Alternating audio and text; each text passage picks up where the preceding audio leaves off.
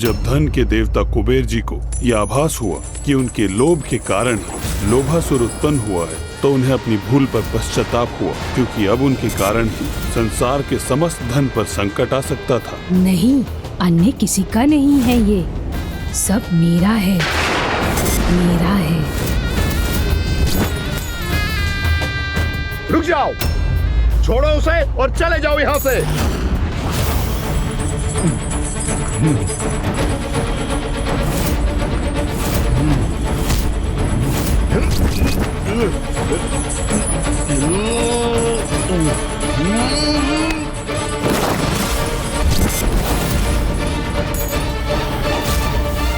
नहीं, छिपाओ मत, छोड़ो इन्हें। आप मुझे ये प्राप्त क्यों नहीं करने दे रहे हैं? क्योंकि कोई भी श्रम कर तुमने इन्हें प्राप्त करने की योग्यता कहाँ प्रमाणित की है। बिना श्रम के धन प्राप्त करने का लोभ व्यक्ति को अपराधी बनाता है। अपने इस लोभ के कारण तुम्हें यहाँ रहने का कोई अधिकार नहीं है। किंतु कहाँ जाऊँ मैं? आपसे ही उत्पन्न हुआ, तो मेरा सर्वस्व तो आप ही हो। फिर आपको छोड़कर कहाँ जाऊँ? लगता है ये ऐसे मुझे स्वर्ण मुद्रा प्राप्त करने नहीं देंगे। मुझे इन्हें छुपाकर प्राप्त करना होगा। मुझे नहीं ज्ञात था मेरा धन का लोभ ऐसा भयंकर रूप धारण करेगा। इसका इन मुद्राओं का लोभ बिना उन्हें अर्जित किए इन्हें प्राप्त करने के लिए लालायित कर रहा है इसे। कहीं ये अपने इस लोभ के भाव का विस्तार संपूर्ण संसार में न कर दे।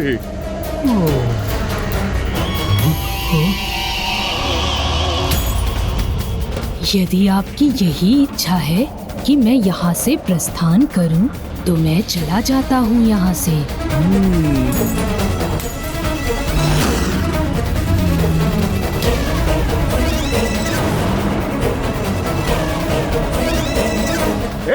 रुक जाओ।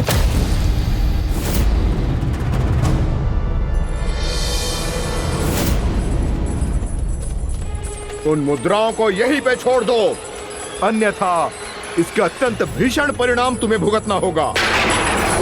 और सुनो, अपना मुख मुझे कभी मत दिखाना। अब चले जाओ यहां से।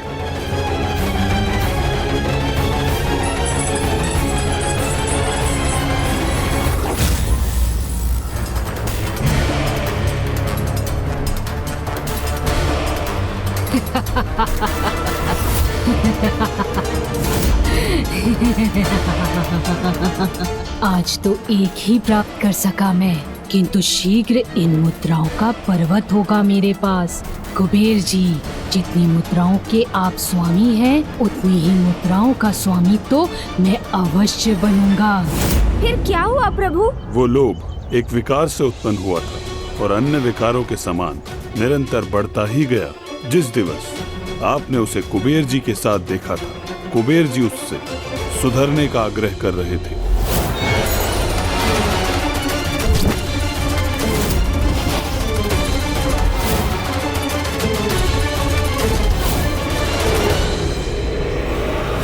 किंतु फिर वो कौन था प्रभु? किस विकार से उत्पन्न हुआ था जो उस वृद्धा माँ को उसके व्यसनी पुत्र से प्रताड़ित करवा रहा था? और मैंने उसी को माता पार्वती के साथ संवाद करते हुए भी देखा।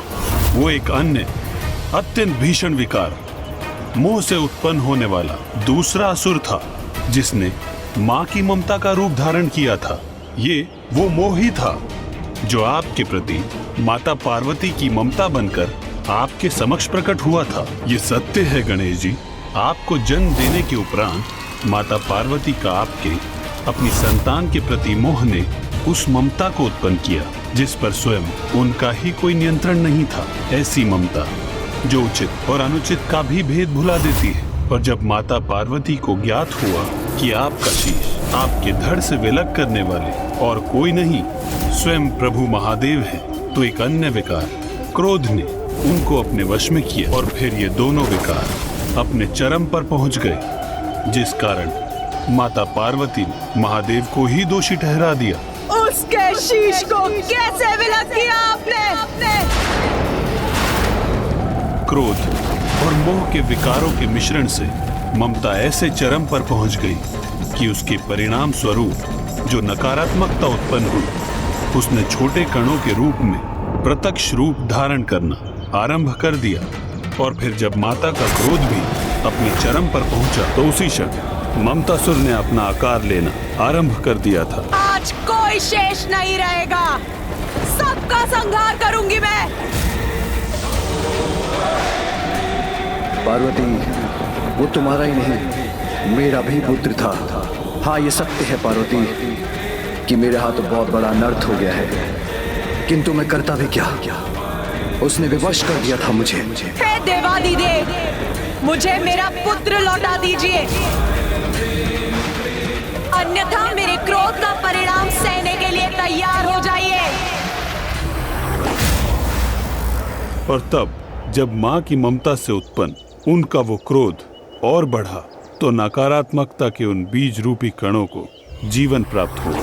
मुझे मेरा पुत्र चाहिए, अन्यथा मेरी क्रोधाग्नि सारे संसार को भस्म कर देगी। इस प्रकार मोह विकार के चरम से उत्पन्न हुई ममता ने अपनी पराकाष्ठा पर पहुंचकर असीम क्रोध का रूप ले लिया। तो उसने अप्रत्यक्ष रूप से एक नकारात्मकता को उत्पन्न कर उसमें प्राण भर दी, और इसका आभास तब किसी को भी नहीं था। और फिर उस घृणित वातावरण में जिसने अपना आकार लेकर पनपना आरंभ किया, वो ममता के नकारात्मक स्वरूप के अतिरिक्त और कुछ नहीं था। और फिर अनेकों वर्षों के उपरांत वही जीव ममतासुर के रूप में प्रकट हुआ, और फिर अपने जन्म के उपरांत ममतासुर ने ममता के चरम के उस नकारात्मक भाव का विस्तार करना आरंभ किया, जिसके कारण माता पिता अपनी संतानों को उचित संस्कार सिखाने के स्थान पर उन्हें अपनी ममता से पथभ्रष्ट ही करने लगे, उन्हें विकारग्रस्त होने की अनुमति देने लगे। ये लो पुत्र, ये खा लो। नहीं नहीं खाना मुझे। पुत्र,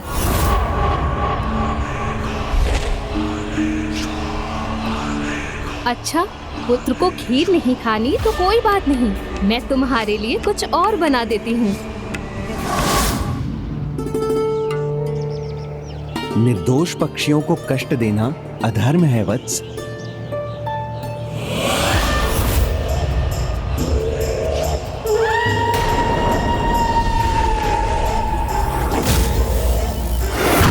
मेरे पुत्र को इस प्रकार उलाहना नहीं दे सकते आप गुरुदेव। इसकी जो इच्छा होगी वो करेगा मेरा पुत्र।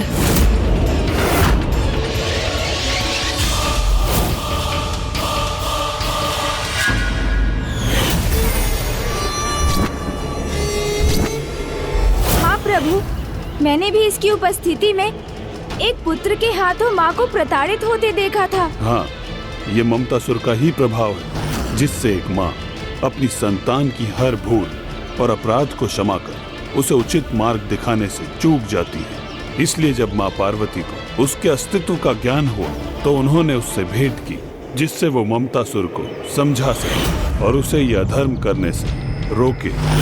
और जो मुझे दिखाई दिया उसके अनुसार तो वो ममतासुर अपने विकारों का परित्याग करने के लिए तैयार ही नहीं था। किंतु ये तो अत्यंत दुख की बात है कि स्वयं माँ से भी एक भूल हुई, जिससे इतना प्रभावी और भयंकर महाअसुर उत्पन्न हो गया। माता पार्वती से ही नहीं, भूल तो स्वयं महादेव से भी हुई थी, जिसके कारण तीसरे असुर कामासुर का जन्म हुआ था। पिताश्री से भूल हुई थी? हाँ गणेश जी, ये एक कटु सत्य है कि स्वयं जगत पिता महादेव उस तीसरे असुर के जन्म का कारण बने। और ऐसा तब हुआ जब प्रभु महादेव ने अपने आराध्य प्रभु नारायण के उस रूप में उनके दर्शन करने की इच्छा व्यक्त की, जो उनका सर्वाधिक मनमोहक रूप है।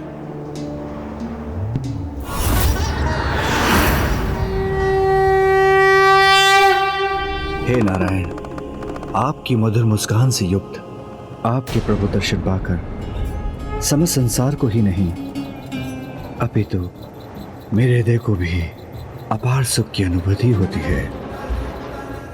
और जब इस रूप में आपके दर्शन पाकर मेरा मन इतना हर्षित है प्रभु, तो आपके मोहिनी रूप की मधुर मुस्कुराहट के प्रभाव से तो असीमित दिव्यानंद का अनुभव अवश्य होगा।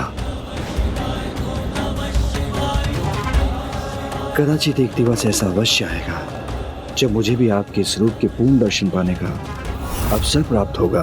कदाचित एक दिवस ऐसा अवश्य जब मुझे भी आपके इस रूप के पूर्ण दर्शन पाने के अवसर प्राप्त होगा।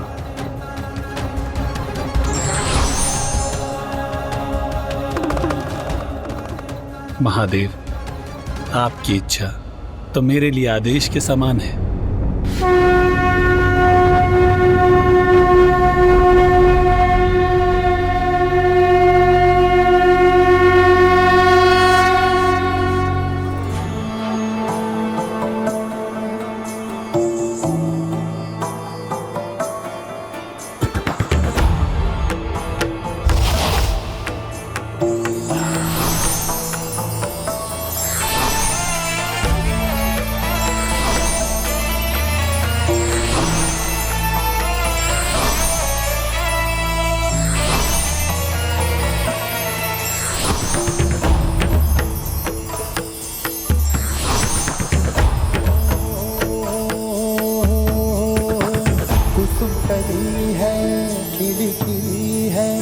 सुंदर छैल छबीली गौरांगी माधुर सजीली कामिनी नार नवेली रंग रंगीले होठ रसीले में बड़े कजरारे एक झलक जो देखे कोई तन मन जीवन हारे।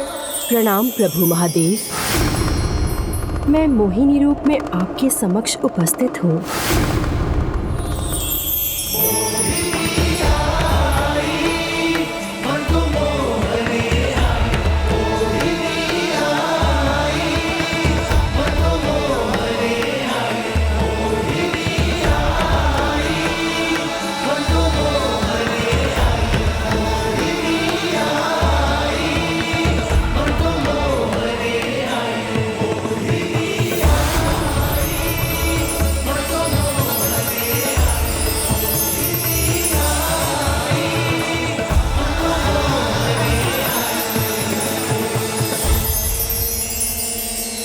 आपके इस अनूठे दिव्य स्वरूप के अद्भुत दर्शन प्रदान करने के लिए आपका कोटि कोटि धन्यवाद प्रभु। हे महादेव, अपने आराध्य की इच्छा को पूर्ण करना तो भक्त का सर्वोच्च कर्तव्य होता है।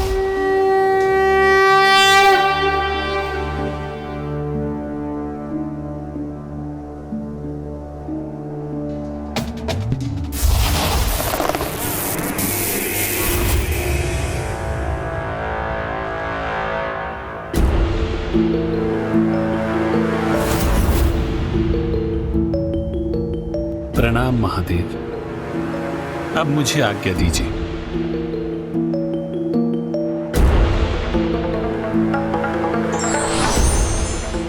महादेव, मुझे अर्थात कामासुर को उत्पन्न करने के लिए आपका कोटि कोटि धन्यवाद। किसका स्वर था ये?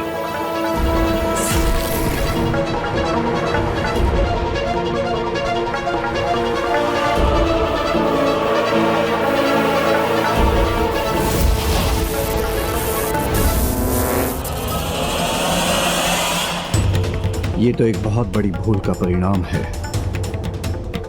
ऐसी भूल जो जगत के लिए अत्यंत विनाशकारी प्रमाणित होगी।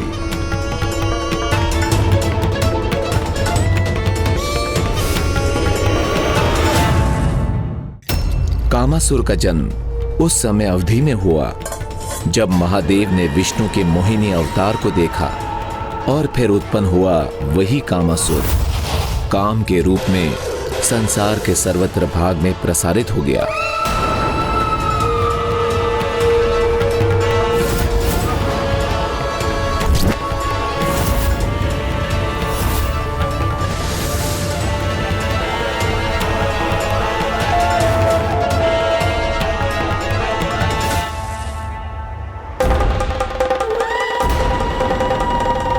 श्रीमान, सब्जी वापस क्यों रख रहे हैं? मुझे दीजिए ना।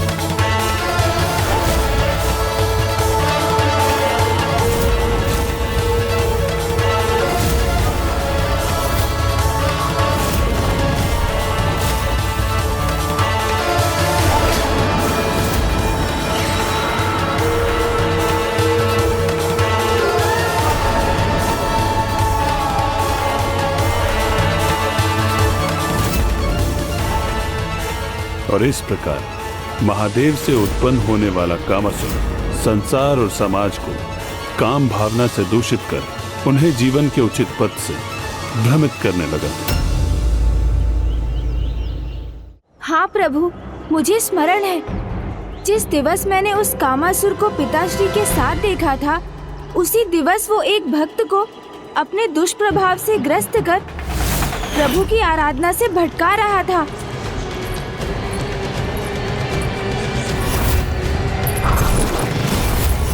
किंतु फिर महादेव का वहाँ उसके साथ होने का क्या कारण था?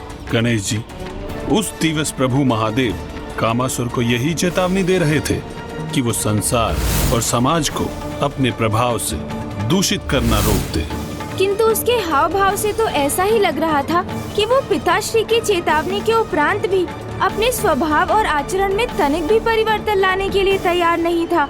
हाँ गणेश जी, विकार एक बार जागृत हो जाए, उन्हें बढ़ने का अवसर प्राप्त हो जाए तो फिर उन्हें शांत करना अत्यंत कठिन होता है। और ये तीनों भी अपने स्वभाव और आचरण में कोई परिवर्तन लाने के लिए न तो तैयार थे, न ही इसके लिए उन्हें कोई विवश कर सकता था, क्योंकि इन तीनों असुरों का जन्म होने के कुछ समय उपरांत जब प्रथम बार इनकी भेंट हुई तो हम तीनों विकार साकार और आकार तो हो गए। साकार हो गए हैं तो अपना कार्य भी करेंगे। हाँ, करेंगे ना।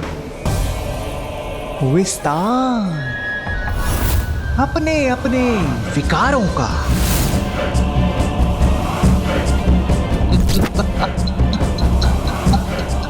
तभी तो बढ़ेगी हमारी शक्ति।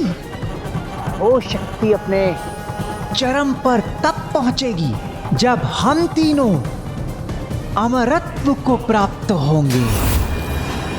अमरत्व? किंतु अमरत्व की शक्ति के लिए तो भक्ति करना अनिवार्य होगा। भक्ति?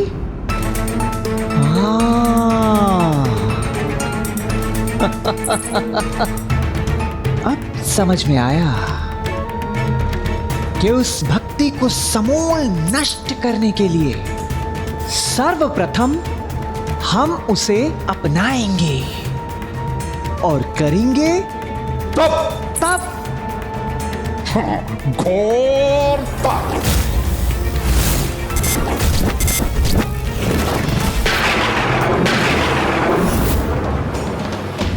ओम नमः शिवाय।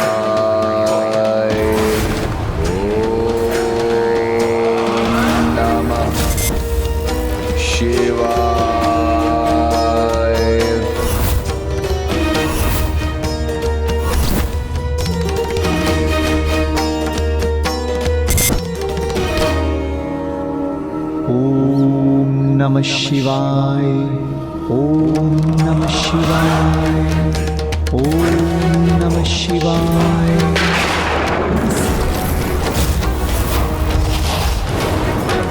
ओम नमः शिवाय, ओम नमः शिवाय, ओम नमः शिवाय, ओम नमः शिवाय, ओम नमः शिवाय।